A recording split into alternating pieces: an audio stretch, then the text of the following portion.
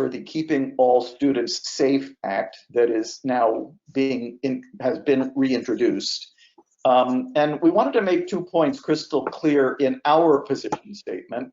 First of all, restraint and seclusion are often billed as crisis prevention strategies. They are not. They are not even close.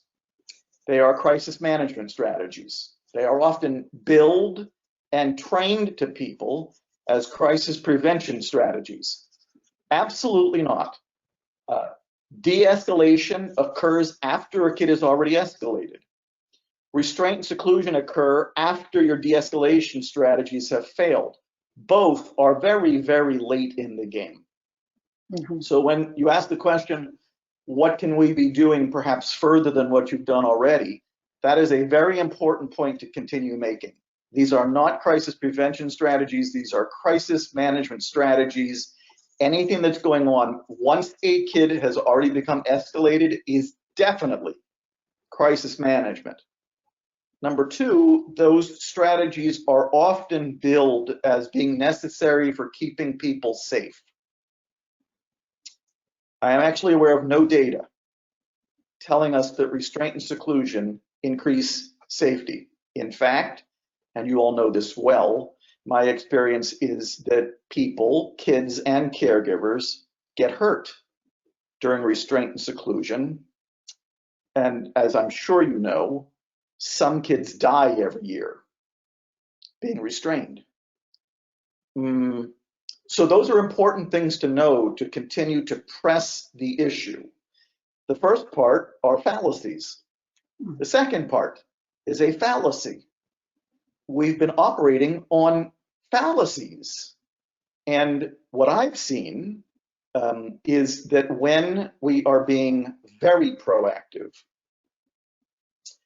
collaborating with kids on solving the problems that are causing the behaviors, that are causing them to get escalated, that are causing us to deploy restraint and seclusion procedures, the need for restraint and seclusion almost disappears over time because we're not focused on behavior anymore. Behavior's late. By the time the behavior has occurred, the problem that caused that behavior already happened. So I find that when we can push people way toward proactive, or what I call upstream, they end up using restraints and seclusions downstream almost never anymore. That's very helpful. My question, so two of the things that you said that I know I have personally heard is that we have to keep people safe. And this is the only tool we have in which to do that. So there's going to be a bridge period between when you introduce the idea and then you're able to get your staff up to speed on it. So the question I have and what I've heard from some people in the community is, I'm worried if we've advocated for a ban of seclusion. And I've heard people say, well, if you ban seclusion immediately, they're just going to call the cops on our kids and arrest our kids. And so that's been one of the things I've heard from people saying, we don't want to get rid of seclusion because if we get rid of seclusion, they might put our kids in the legal system. And I think it's something that I would love to hear you speak to as someone who's been through this process multiple times.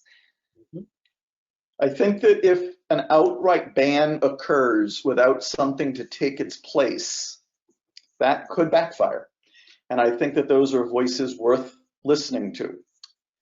I think the people who are working with these kids are voices worth listening to. And when they tell us that they feel ill-prepared to run a classroom without restraint and seclusion as a tool, we need to listen to that. So outright ban right from the word go, without teaching people what to do instead, not too sure about that. Ultimately, eliminating the use of restraint and seclusion, completely sure about that.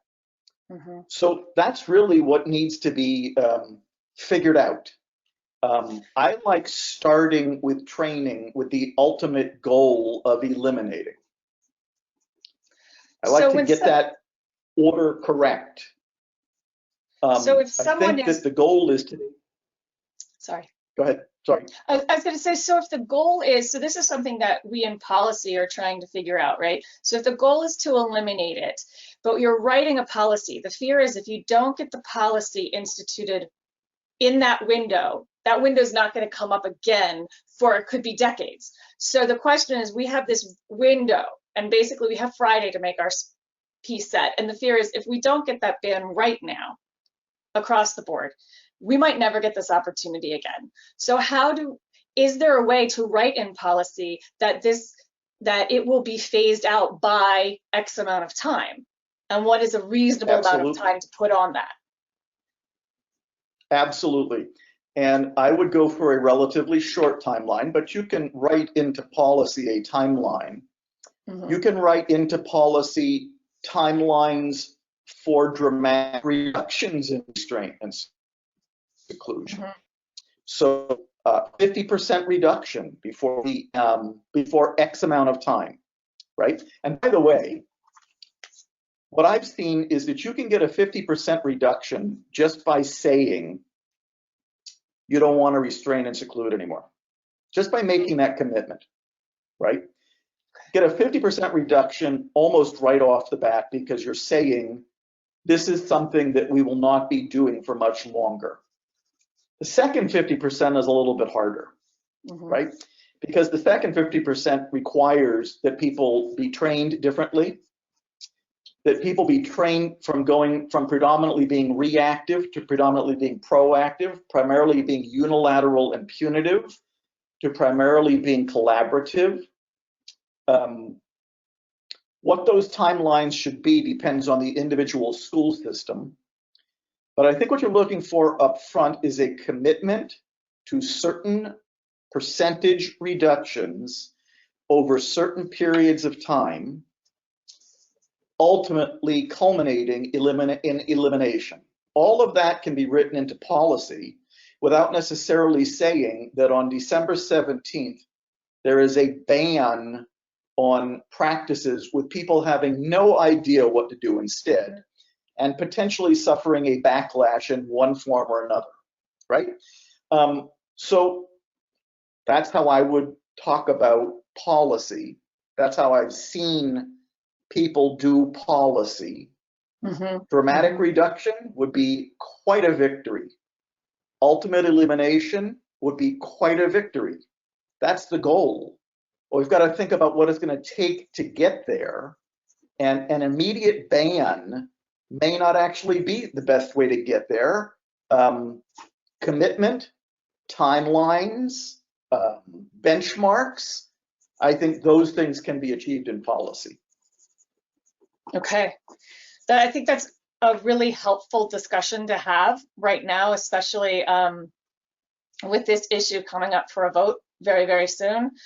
I appreciate you going into that in more detail very much.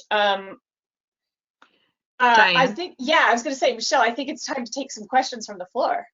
Absolutely. Well, one question, and I think that without knowing the ins and outs of Fairfax County Schools in depth, I don't know that we can get an answer on this one. But when you said keeping that transition window relatively short, how short is relatively short? You're right. Hard question to answer without intimately knowing what you're dealing with. If I had somewhat more intimate knowledge of what you were dealing with, I would give you an answer. As I said, I think you can get 50% reduction in restraint and seclusion just by declaring that you are going to try very hard not to do it anymore. Just by making it clear, these are practices we no longer support. Watch those rates drop. That's a very powerful message, by the way. But that's very different than saying we are banning it. You are saying our ultimate goal is to eliminate it. Do I think you can make a tremendous dent in the number of restraints and seclusions? And you know, pandemic years are funky, so it's in some respects In some respects, pandemic years are better because the kids are not around as much, and therefore the opportunity to restrain and seclude them is reduced. That's an upside. The downside is that sometimes staff are a little bit less available.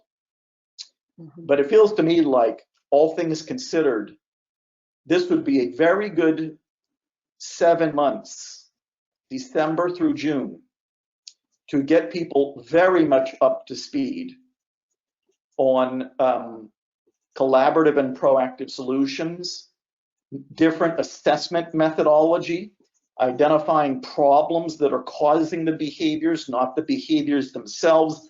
That's huge. That alone helps us be significantly more proactive. That alone gives us something to work on besides the behavior that's being caused by the problems.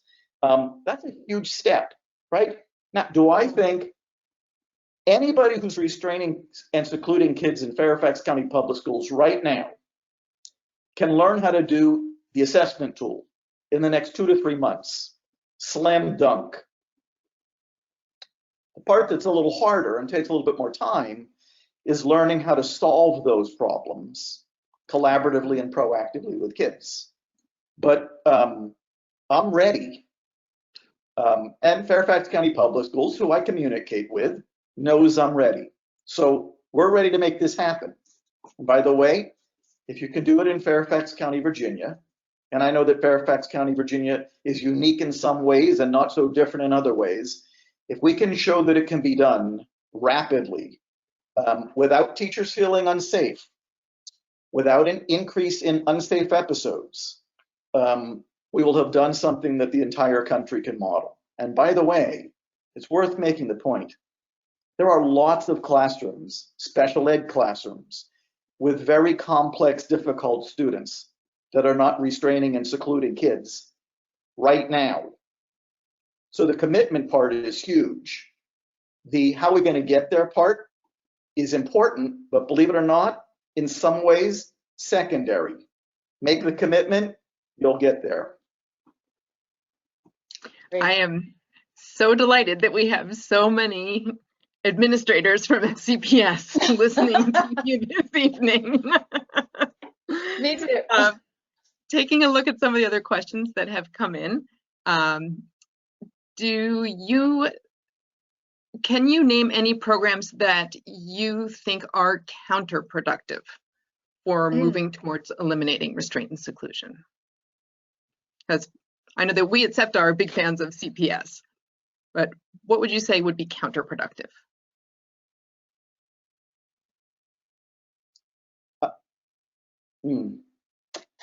We put you on the spot. Well, no, I think the best way for me to put this is you can only teach people so much. You can only give people a certain dose of changes in existing practices. So I like to be very judicious about how much we're expecting people to do differently and learn in one swoop. So my quick answer to that question is, I don't really want to spend time teaching people on what to do in the heat of the moment. I don't want to teach people how to manage crises. First of all, they already know. And maybe there are ways to manage crises that are better than others, that are less traumatizing than others. My whole goal is to get people to be so proactive and to focus on problems instead of behaviors that I honestly don't think they're going to need crisis management strategies for much longer once they know how to do that stuff. So I want to focus on assessment. Let's assess problems that are causing behaviors, not the behaviors themselves. Why waste time assessing behaviors? We already know what the kids' behaviors are. We don't need to spend valuable assessment time doing that. We need the information that's been missing. What expectations is this kid having difficulty meeting that are causing the behaviors that are causing us to de-escalate and restrain and seclude, right? So that's once again pushing it way upstream. That's a major priority. We need people to know how to do that. right? And we need people to know how to solve problems collaboratively and proactively with kids. They've got to know how to do those two things, right? Along the way, and this has come up recently because I consult to some schools in Maine. So this came up, today's Monday. This came up today and it came up last week. We need to make sure that we adults are aware that it's our expectations that we are placing on these kids that they're having difficulty meeting that are causing those behaviors, that are causing us to restrain and seclude kids. So if we're really focused on being proactive, we have to give very serious thought to our expectations.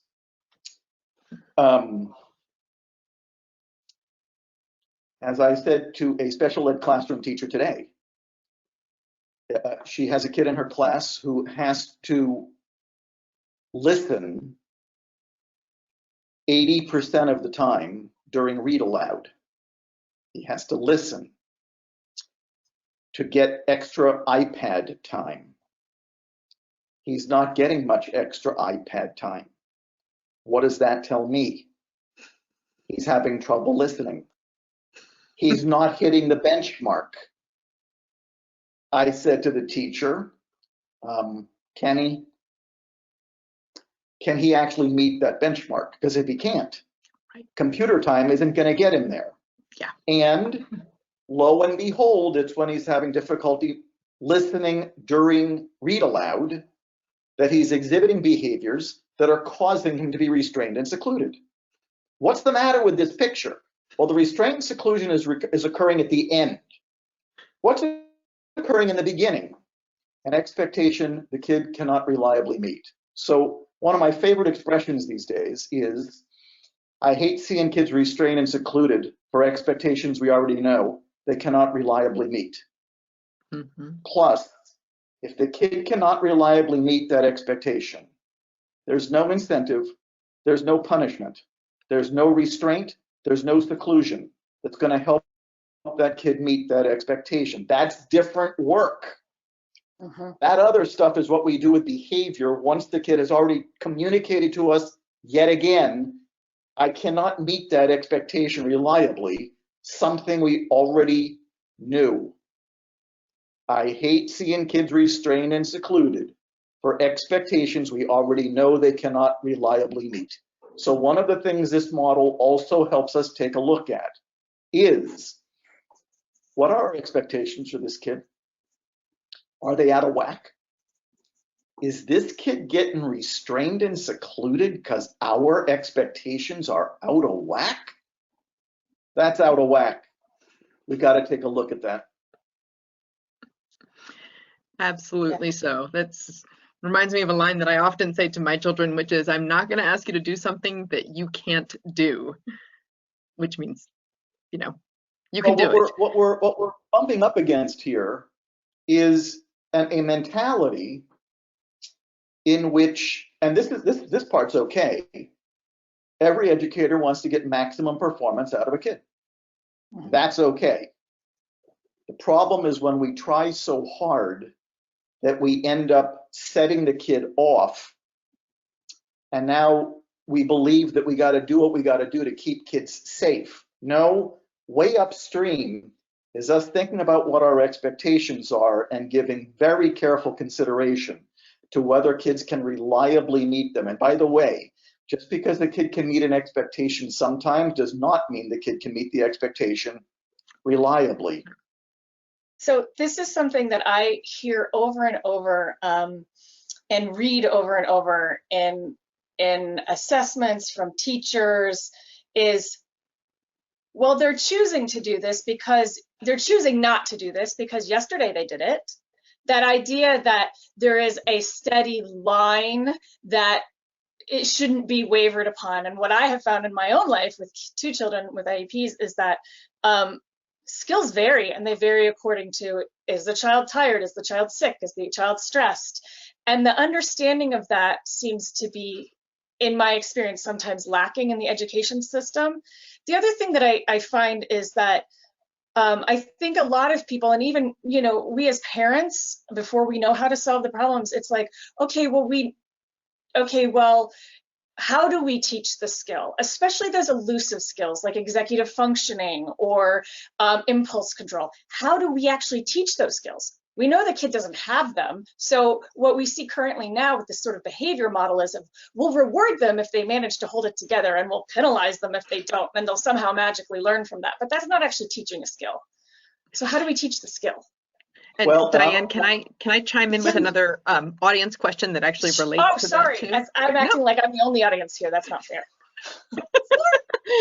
You're thinking on the same wavelengths as the other people. It's okay.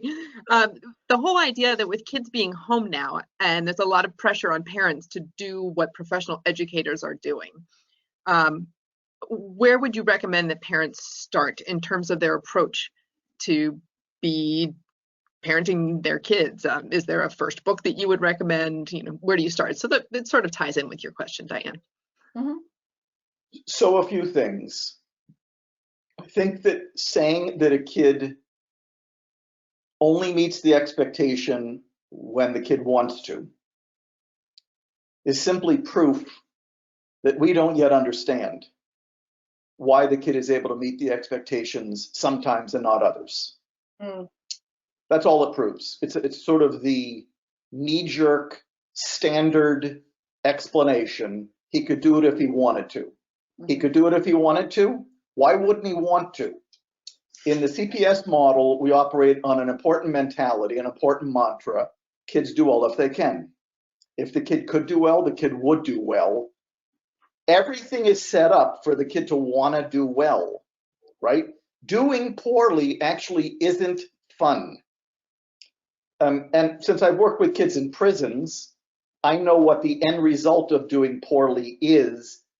When I first started working in prisons, there was this belief that kids wanted to be there. Same sort of mentality, right? No one wants to be there. No one wants to be there. They want to be here because they get 3 square meals a day. The food is terrible. No one wants to be in prison. No one's doing poorly because they're getting their jollies that way. So those types of explanations simply tell us we actually don't yet understand why there is variability in this kid's ability to meet this expectation. I'll tell you who would be a very good source of information on that, and this is the collaborative piece. The kid. Truth is, in the CPS model, the kid is your best source of information for what's making it difficult to meet a particular expectation, reliably or ever. The last part of the question, and you may need to remind me, we're already way past my bedtime. You may need to remind me what the middle part of the question was that I think Diane was expressing. You know, Lives in the Balance recently completed a survey of parents parenting during the pandemic. Mm. And we got a lot of jarring information. I don't want to go into great detail here because we haven't completely analyzed the data yet, but one thing's crystal clear. A lot of people are hurting out there. Parents are suffering. Kids are suffering. By the way, it's a mixed bag. Some parents feel that their kids have actually grown during the pandemic. Some parents, so there is no one cliche that we can use to say, here's what everybody's experience has been during the pandemic. Clearly, many parents feel that their kids have regressed dramatically academically during the pandemic. But it's a mixed bag. So we don't want to say anything is true of everybody. I think it is really hard for a parent to become a professional educator overnight while simultaneously being a parent, while simultaneously getting no break from your kids, while simultaneously potentially worrying about employment and finances. That's a tall mountain to climb. So my inclination is to say to parents, first of all, my advice during a pandemic is no different than my advice outside of a pandemic. Don't go punitive. Don't go unilateral. Still want to make a list of the expectations your kid is having difficulty reliably meeting, and you still want to work with your kids to solve those problems. But I also feel it's important to give parents permission to ease up a little bit. Mhm. I think that by next school year, if everything I'm reading pans out, next year should be a pretty regular school year. And academically, I think the kids are going to be okay. Mhm. I think that the kids will recover. I think that we will make up for lost ground. Mhm. I don't think parents should drive themselves crazy trying to make sure their kids keep up, with the expense being the mental health of parents or kids. Do your best, but you aren't a professional educator. You aren't getting a break. You've got other stuff going on that you've got to worry about too. Let's get the total picture here. Let's do some self-care, which is what we did right before this Q&A session. Let's not be so intense about making sure that the kids keep up that we miss the forest for the trees. Diana, I forget what the middle part of that was. Golly, now I'm not sure. Do you remember, Michelle, what the middle part was? I think it was how do you teach, how do you actually teach the skill that is lacking? Oh, right. So there's anecdotal experience talking here, and there's some research talking here. I find that when you are solving the problems collaboratively and proactively, the skills are being enhanced. Each of the 3 steps that are involved in solving a problem collaboratively and proactively helps enhance many of the skills kids are lacking. So I also don't want caregivers driving themselves crazy thinking, how do I teach executive skills? You may not have great technology working for you there. How do I teach emotion regulation skills? Too broad. How do I teach my kid to be more flexible and adaptable? My anecdotal experience and some research is now telling us that by engaging kids in the process of solving problems collaboratively and proactively, the skills are simultaneously being enhanced. And by the way, bonus, it's not just the kids whose skills are being enhanced. We could all use the help. The person who's solving the problem with the kid is seeing their skills enhanced as well. And we're talking here about skills like flexibility. We're talking about skills like being able to express what's making it hard for you to meet a particular expectation and figure it out. We're talking about skills that we badly need these days, like listening to each other and empathy and taking another person's perspective and moving off of your original solution so that you can move on to a solution that works for both parties instead of just one party. Those are all skills that are being modeled and practiced and enhanced just by helping kids and caregivers participate in the 3 steps that are involved in solving a problem collaboratively and proactively. Right. Absolutely. And I think on your pep talk there, one piece that just really jumps to me is kids are resilient. That kids are a lot more resilient than we give them credit for sometimes. And we adults worry about a lot. But kids are resilient. Worrying comes with the enterprise of parenting. It's like part of the job, right? Yeah. And what I'm relying on here is some experience, not with pandemics, obviously. This is my first. But I've worked, because of the types of kids that I work with, I've worked with kids who haven't participated in or been to school or been active in learning for 3 or 4 years. And then we get them with the right people and in the right place. And we're what I would call meeting them where they're at, which is the goal. And boy, do they recover quickly. So that's not everybody's kid. Yep. That's the kids that I've worked with, but I'm going to bet on the kids. I gotta, one thing in that I have found, in our own family is often we have this idea, this sort of idea of you go to school and then you graduate and then you get a job. And if you have a family member who is looking like they're not keeping up with the pace that everyone else around them is going, we put so much pressure on them, and then they start to feel more and more like a failure, and then we feel like failure as parents, and on and on and on. When in reality, there's no law that says school has to take exactly 4 years. There's no law that says you have to do these things in a prescribed manner. It's possible to slow down and, as you say, meet the child where the child is at. And I think we forget that. We feel like there's this one prescribed path and we all have to follow it. I know that's tripped me up personally. There is a question here, Michelle. I don't know if you saw it, but someone asked, Dr. Greene, do you have any advice on how to help your child undo the damage caused by being secluded?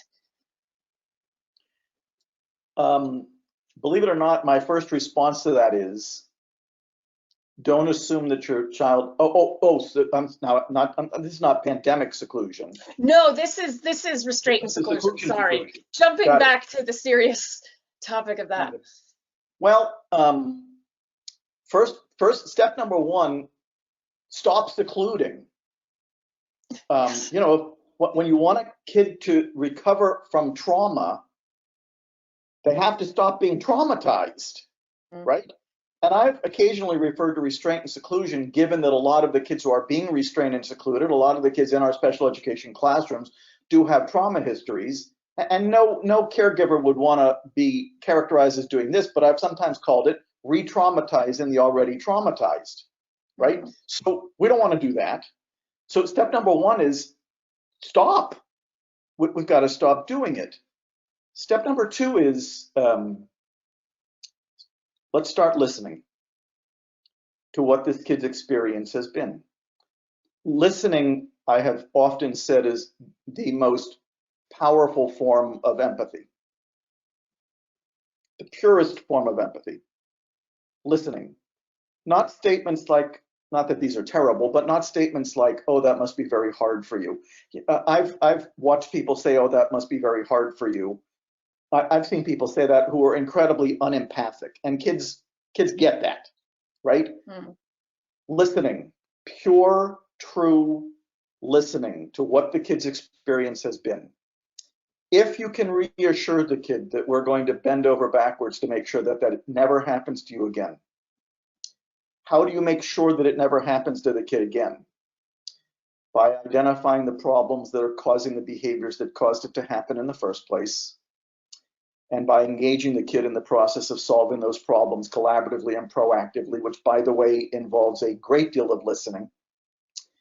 But when you are involving kids in solving the problems that affect their lives, the collaborative piece is very empowering to kids, because they now feel that they are a very active part of the process in solving those problems. And by the way, many of them get it, right? When we say to them, we were laying hands on you because of your behavior, but we now know that your behavior was being caused when you were having difficulty meeting certain expectations, and now we're going to collaborate with you on solving those problems. Boy, I'm having trouble thinking of any downside. The kid feels empowered, the relationship improves, the communication improves. We're finally focused on what we should have been focused on in the first place, problems, not the behaviors that are being caused by those problems. And best of all, the problems are being solved. I would call that recovering from trauma. I would call that healing from being secluded. Yeah. What about, and we have to wrap up, but I do have one quick question about this. You know, a lot of children who are restrained in seclusion have communication delays, disorders, apraxia. For students who are nonverbal or minimally verbal or have extreme difficulty communicating, how do we work with them to express themselves in a way that we can understand and absorb? The good news is that those kids are communicating. Mm-hmm. They may not be communicating through our preferred modality, which is the spoken word, but they are communicating. Right. And you know who's really good at figuring out ways to communicate with these kids? Speech and language pathologists. That first of all, they already know these kids are communicating, and secondly, they are highly skilled at communicating with kids by means that are not our preferred modality, the spoken word. Now, but by the way, you've just named my favorite population of kids because they test my skills, right?